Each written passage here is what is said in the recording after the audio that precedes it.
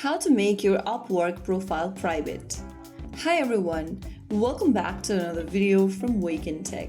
If you're using Upwork and want to hide your freelancer profile from public searches, then firstly open up the Upwork application or visit the Upwork website and sign into your account.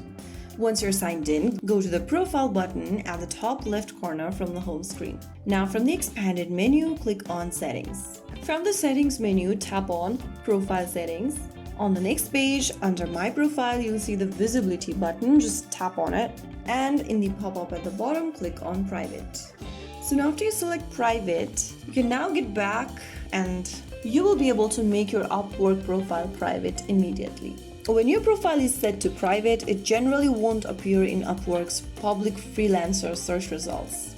However, you may still be able to submit proposals or interact with clients depending on Upwork's current visibility rules. So that's how it's done. If you found the video helpful, don't forget to like, share, and subscribe to our channel.